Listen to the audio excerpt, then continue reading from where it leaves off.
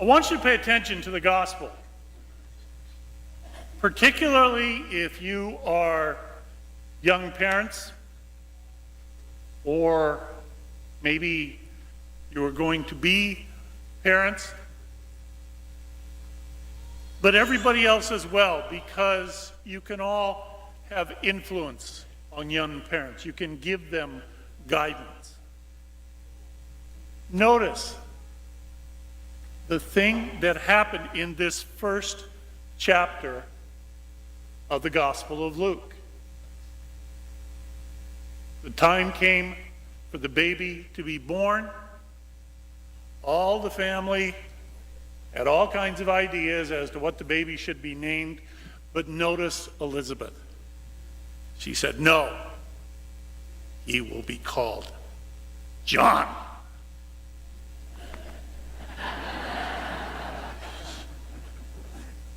And the family didn't necessarily understand that, so they went to Zechariah and said, your wife's talking a little crazy here, Zach. What are you going to name the baby? And he takes the tablet and he writes, John is his name. And when Zechariah writes that, he's no longer mute. You name your kid John and miraculous things will happen. Don't ever forget that. Pass that on.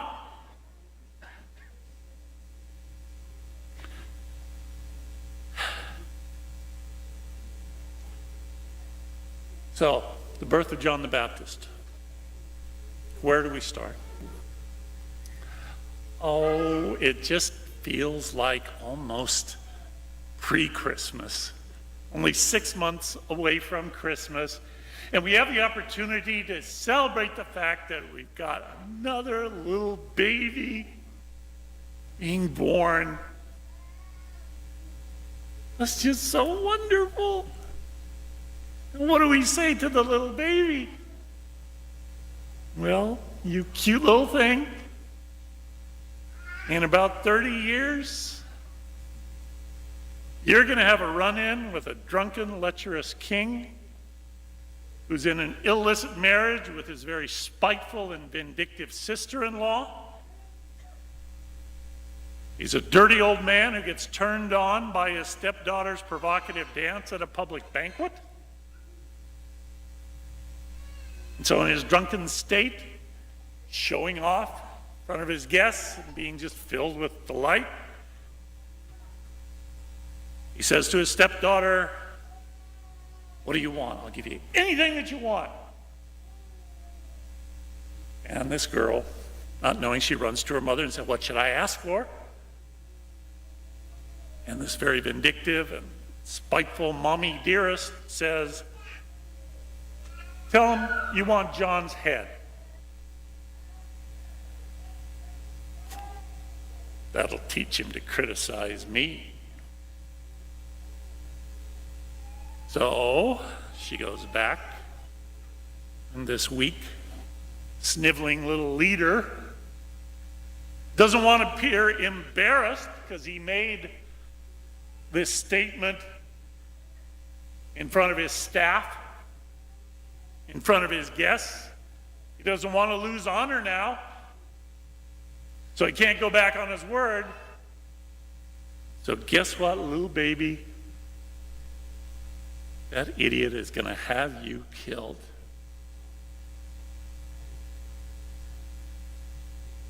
Wow.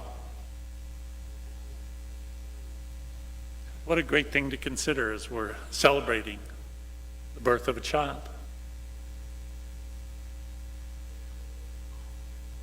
When we come to Christmas, maybe in some ways we should have the story of the Passion in the back of our heads. Because miraculous little baby with the star and the shepherds and the magi and the angels, for all the good you're going to do, this is where it's going to take you.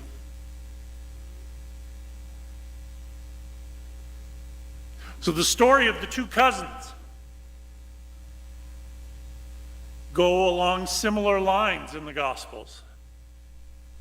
They were both prophets, and they were both killed because they were prophets. Prophet in the scriptures is not somebody who foretold the future. That's kind of the understanding that we have developed.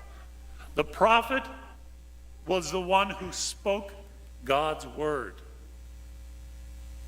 who spoke to the society, to the culture, to its leaders, to its rich and its powerful,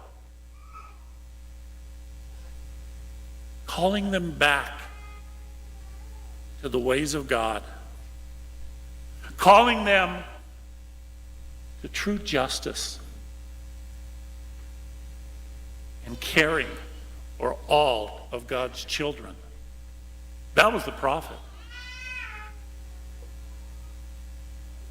And the prophet wasn't just someone who condemned. He wasn't someone who just said, you know that's wrong. But really what the prophet was saying was, you know you can be better. You know the way that's right, that leads to life.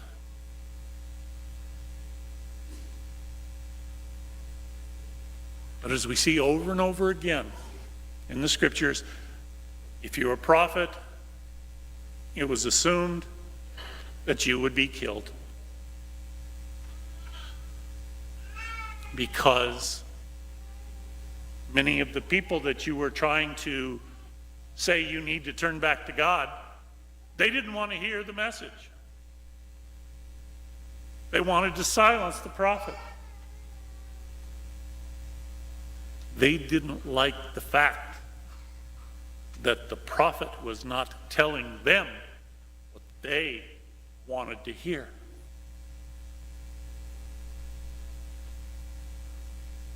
And that was John's beheading, and that was Jesus' crucifixion. John, the hand of a drunken king. Jesus, at the hands of self-righteous religious leaders. Okay, so, folks, what about us? And I'm not asking that question in the sense of who are the prophets in our society today, although that's a very valid question for us to be asking. I'm not asking us to focus on in what way do I need to be a prophet, although that too is a very worthwhile thought for us to look at. No, tonight, if a prophet speaks today, how capable are we of hearing?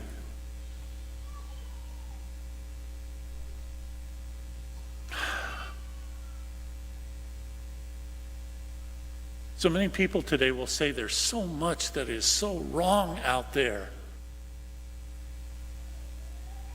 Focusing on this issue or that issue, this person or that person. But the thing I think we've got to admit, folks, we know this. We as a society, we are so much more attached to our differences today.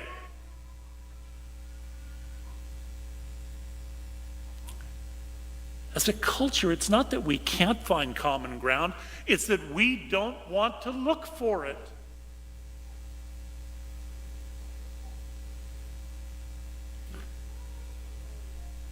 There's not really positive dialogue today.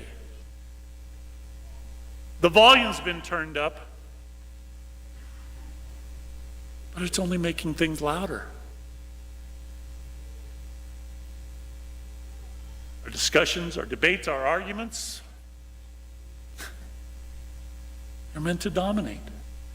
The only thing that matters is that I prove that I'm right, or my side is right, and therefore you're wrong, or your side is wrong. We're becoming more and more comfortable with that, or accepting of it. We're participating in it.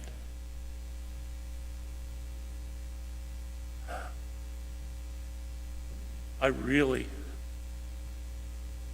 stay away from Facebooks and chat rooms and blogs, because the few times I look at them, the freedom that people seem to take in being not just different, but critical and mean-spirited critical.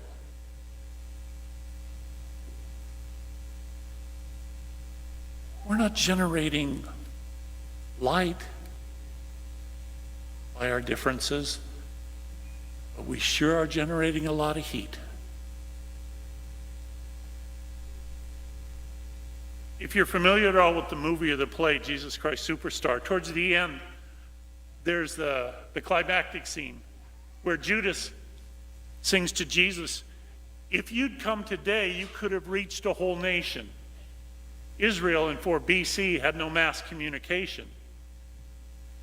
Well, maybe the reason that Jesus came back then rather than now is he knew at least that way he would avoid the internet.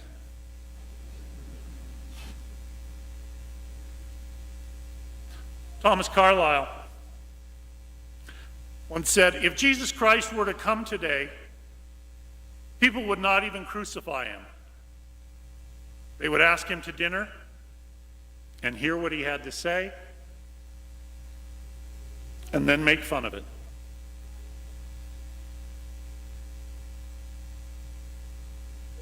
How much are we as a people, rather than trying to listen and to grow, how much are we focusing on, I'm set in my ways, and I don't want those changed? So we're getting more and more entrenched, being red or blue, MSNBC or Fox News. It's not just one side, it's all of us. My gosh, a number of times in confession in just the last couple of years that I've had people confess that their temper gets the best of them in traffic. That's a symptom.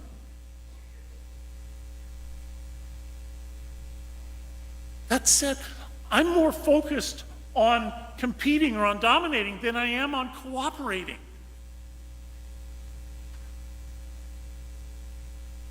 And I feel comfortable expressing that in a way where there are no repercussions. And that must mean I'm right.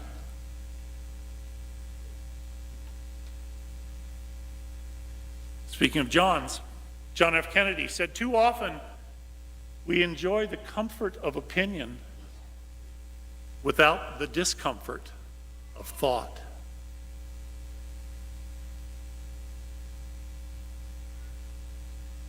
John Kenneth Galbraith once said, "Faced with the choice between changing one's mind and proving that there is no need to do so, almost everybody gets busy on the proof."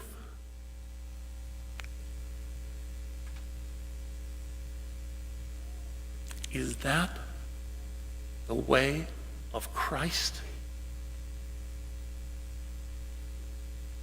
Is that hearts open to love? Is that seeking to build God's kingdom? Even in the church, we get so polarized. It has to be my way. And you have to say what I want to hear, or I reject you.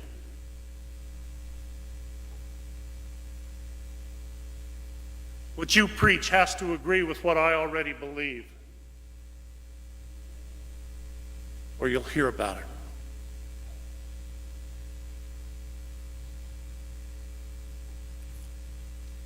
It's not just about all of them out there, it's us.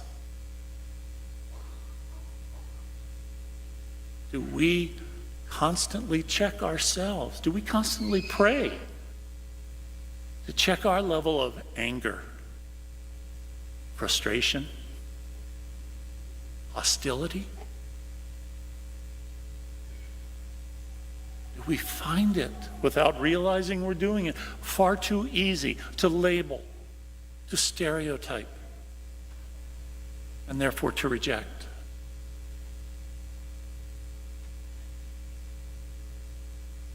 Christ and the Christian way calls us to open our hearts, to learn to put aside fear and suspicion, to move away from always having to be right. So as I said, folks, if the prophet speaks today, will we be able, will we be willing to hear? Will we be willing to listen? Or will it only be, it's what I want to hear?